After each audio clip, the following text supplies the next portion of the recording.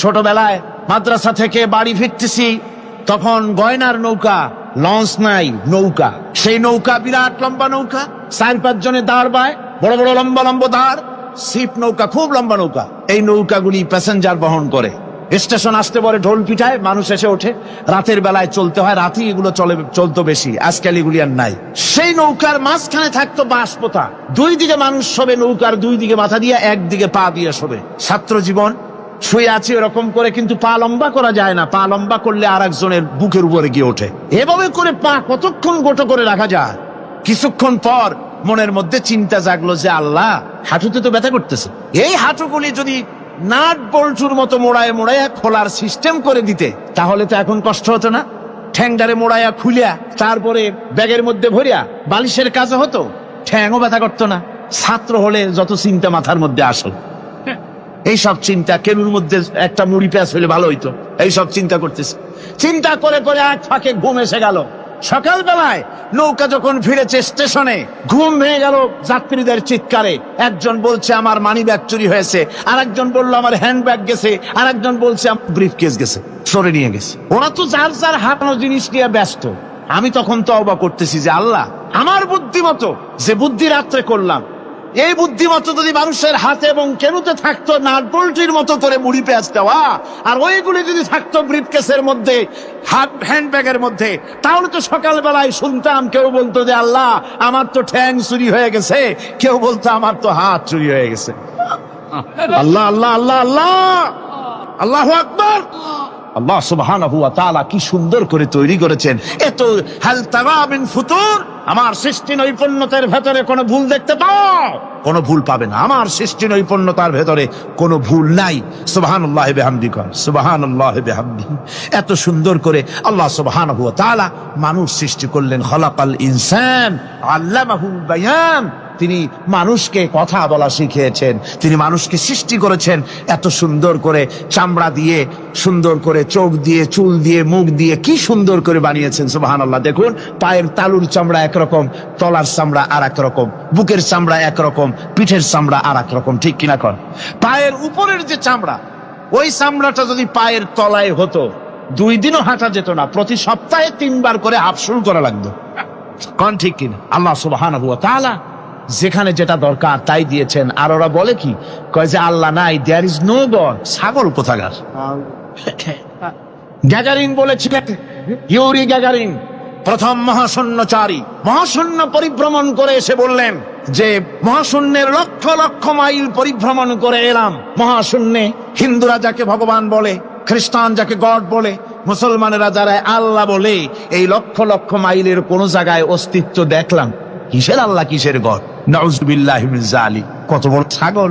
তুমি দেখ আল্লাহ রে, তুমি তো নিজের শরীরই নিজে দেখো না। আমরা কি আমাদের নিজের শরীরটা দেখি? আয়নার সাহায্য ছাড়া ঘাটটা কেমন, হিপটা কেমন, ব্যাকটা কেমন, পেছনের উরুটা দেখতে কেমন, আজ পর্যন্ত আয়নার সাহায্য ছাড়া দেখতে পারি নাই। নিজের শরীরটাই দেখতে পারি নাই, আর এই শরীরের স্রষ্টাকে দেখতে চাই। সাহস তো কম না পাগলের। আল্লাহ সুবহানাহু ওয়া তাআলা তিনি মানুষকে সৃষ্টি করেছেন, কত সুন্দর করে তিনি বানিয়েছেন। একবার লক্ষ্য করে দেখো, শুকরিয়া আসবে আল্লাহর দরবারে, মাথা নত হয়ে আসবে। কি সুন্দর করে আল্লাহ পাক বানিয়েছেন। মানুষের শরীরে কিডনি লাগবে 2টি, কিডনি লাগবে 1টা। কিডনি কি? কিডনি হচ্ছে আপনার পেশাবকে ছেঁকে বের করে দেয়, একটা দারুণ জিনিস আপনার শরীরের জন্য। কিডনি যদি ইনঅ্যাক্টিভ হয়ে যায়, হাত পায়ে পানি এসে হাত পা ফুলে আপনি মৃত্যুর দিকে এগোতে থাকবেন। এই কিডনি, এই ছাকনি মাত্র 1টা হলে চলে, কিন্তু আল্লাহ পাক ছাকনি, এই কিডনি দিয়েছেন 2টো। কটা দিলেন? 2টো। একটা যদি কখনো ডিসঅর্ডার হয়ে যায়, আর একটা দিয়ে যেন আমার বান্দা কাজ চালায় নিতে পারে। সুবহানাল্লাহ বিহামদিহি, সুবহানাল্লাহ। চোখ তো একটা হলেও হয়, কিন্তু আল্লাহ চোখ দিলেন 2টো। কটা দিয়েছেন? 2টো চোখ দিয়েছেন, 2টো কান দিয়েছেন। আমি অবাক হয়ে গিয়েছি যখন আমার ছেলের চিকিৎসা চলতেছিল সিঙ্গাপুর মাউন্ট এলিজাবেথ হসপিটালে। 4টা অপারেশন হয়েছে। আমার ছেলে কারিবুল মত, একেবারে মৃত্যুর দুয়ারে চলে গিয়েছিল। 7টি অপারেশন, 40 ব্যাগ রক্ত লেগেছে।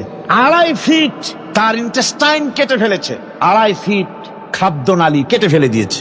আমি ডাক্তারকে জিজ্ঞেস করলাম, সার্জনকে, 2.5 ফিট তার খাদ্যনালী তুমি কেটে ফেললে? তা আমার এই ছেলে খেয়ে হজম করবে কি করে, তার খাওয়াটা হয় প্রবলেম হবে না? ডাক্তার আমাকে যা বলল, শোনা মাত্র আমার চোখে পানি এসে গেল। ডাক্তার বলল, তুমি জানো না আমি তো মাত্র 2.5 ফিট কেটেছি। তোমার স্রষ্টা, এই পৃথিবীর স্রষ্টা মানুষ যিনি সৃষ্টি করেছেন, প্রত্যেক মানুষের পেটের ভিতরে এই খাদ্য নালীকে রব্বুল আলামিন 22 ফিট লম্বা করেছেন। 22 ফিট লম্বা আছে এটা। আমি তো মাত্র 2.5 ফিট কেটেছি। কোন প্রয়োজনে যদি কাটতে কাটতে আরো কাটা হয়, 10 ফিটও কাটা হয়, কষ্ট হবে না। সুবহানাল্লাহ বিহামদিহি। তার শ্বাস নেওয়ার জন্য, প্রশ্বাস নেওয়ার জন্য কি ব্যবস্থা আল্লাহ পাক করেছেন। হার্ট, মানুষের হার্ট বিট হচ্ছে, এটাকে হার্ট বিট যেটা হয়, সংকোচন সম্প্রসারণ। এই যে মানুষ, ডাক্তাররা বলে রোগী হার্ট অ্যাটাক করেছে, হার্ট অ্যাটাক করেছে।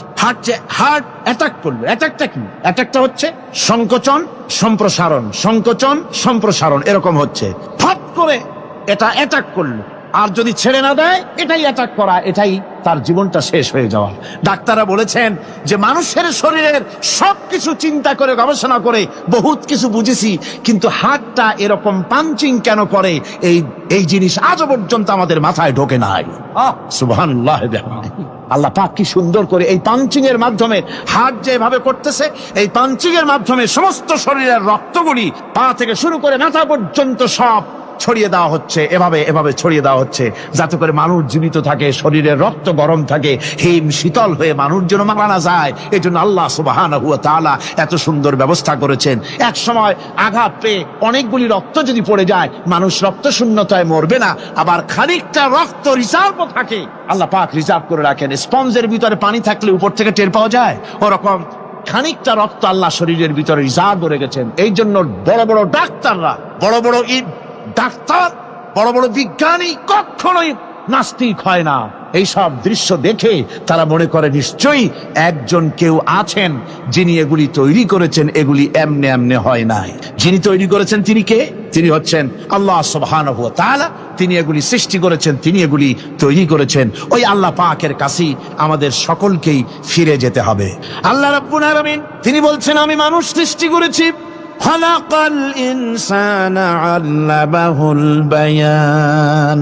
মানুষ সৃষ্টি করেছি, শুধু মানুষকে সৃষ্টি করি নাই, আমি আবার তার জোড়াও তৈরি করে দিয়েছি।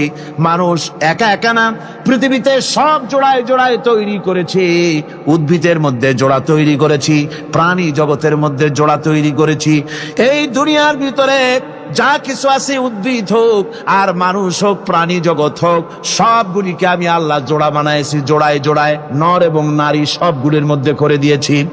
ওয়া মিন আয়াতিহি আন খালাকা লাকুম মিন আনফুসিকুম আজওয়াজান লিতাসকুনু ইলাইহা ওয়া জাআলা বাইনাকুম মাওয়াদ্দাতান ওয়া রাহমা।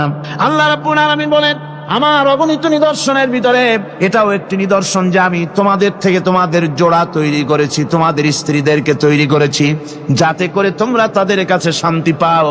আর তোমাদের মধ্যে ভালোবাসা সৃষ্টি করেছি, মহব্বত সৃষ্টি করে দিয়েছি। আর পরিণত বয়সে এই মহব্বতকে আমি আল্লাহ করুণার সহৃদয়তায় পরিণত করে দেই। তোমার থেকে তোমার জোড়া নারী সৃষ্টি করেছি, স্ত্রী, সেই স্ত্রীর কাছে তুমি তোমার স্বস্তি শান্তি ফিরে পাবে। আর যখন বৃদ্ধ হয়ে যাবে, তখন এই ভালোবাসাটা আমি করুণা আর মহব্বতের মধ্যে পয়দা করে দেই।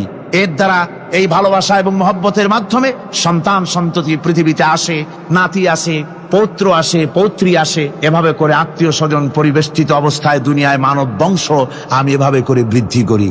আর এরপরে মানব সৃষ্টি করে মানুষকে এক পরিবেশ সৃষ্টি করে দিয়ে তাকে কথা বলারও আমি ভাষা শিখিয়েছি।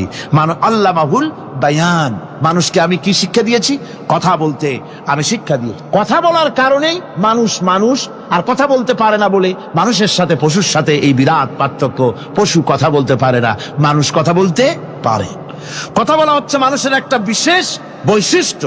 আরে বায়ান শব্দের অর্থ শুধু কথা নয়, বায়ান শব্দের অর্থ হচ্ছে চেতনা, বুদ্ধি, অনুভূতি, প্রজ্ঞা, মেধা, চিন্তা, বিবেচনা, ইচ্ছা শক্তি, প্রতিরোধ শক্তি, এ সবগুলি বায়ানের ভিতরে সীমাবদ্ধ। যে আমি বায়ান শিক্ষা দিয়েছি, তার মানে এতগুলি জিনিস আমি তোমার মধ্যে আমি সৃষ্টি করে দিয়েছি মানুষের মধ্যে। এরপরে এ বায়ান একটি শিক্ষা। শিক্ষা বলতে বুঝায়, এই শিক্ষাটা আল্লাহ সবাইকে দিয়েছেন। মাছ সাঁতার কাটতে পারবে, পাখি আকাশে উঠতে পারবে, পাখিকে আল্লাহ ওড়ার ক্ষমতা দিয়েছেন। মুরগির বাচ্চা ডিমের থেকে বের করে পানির মধ্যে ছেড়ে দিবেন, ও সাঁতার কাটতে পারবে না। আপনি আমারে কোন মুরগির ডিমের ভিতরে মুরগির বাচ্চা, হাঁসের ডিমের ভিতরে হাঁসের বাচ্চা, সে কি করে বোঝে ডিমের কোন অংশ পাতলা, সেই অংশটা সে অপারেশন শুরু করে দেয়। সে কিন্তু সব জায়গায় ঠোকায় না। ওই ডিমের পর্দার ভিতরে একটা অংশ আছে পাতলা, সামান্য পাতলা, সেই পাতলা অংশ সে ঠুক করে একটুখানি অপারেশন করে, পর্দাটা ফেটে যায়, সেখান থেকে সে বেরিয়ে আসে। কে শিখালো যে এই জায়গায় ঠুক করে আওয়াজ কর, বেরোতে পারবি? কে শিখালো? আল্লাহ পাক শিক্ষা দিয়েছেন। এটা বায়ানের অন্তর্গত। মানুষকে দিয়েছেন বায়ান, ওকে দিয়েছেন শিক্ষা। হাঁসের বাচ্চা পানির ভিতরে ছেড়ে দিলে ওকে সাঁতার কাটতে হবে, কে শিখালো? আল্লাহ পাক। বাতাসে পাখিরা উড়ে বেড়ায় ডানা মেলে। আওয়ালাম ইয়ারাও ইলা তায়রি সাফাতিন ওয়া ইয়াকবিদনা মা ইউমসিকুহুন্না ইল্লার রাহমান। দেখে নাকি তার পাখিটি কেমন মেলি দুটি লঘু ডানা উড়িয়া বেড়ায়, শূন্যের পরে নাহি তার কোনো মানা। আবার সে ডানা গুটাইয়া চলে কিন্তু পড়ে না তবু, বলকে বাতারে শূন্যে রাখিছে ভিন্ন সে এক প্রভু। প্লেনের মতো, এরোপ্লেনের মতো, দেখছেন না পাখিগুলি এরকম এরকম করে ওড়ে। আবার কখনো উঠতে গিয়ে আর ডানা দোলায় না, দুটো ডানা শরীরের সাথে মিশাইয়া একেবারে রকেটের মতো উড়ে চলে যায়, কিন্তু পড়ে যায় না।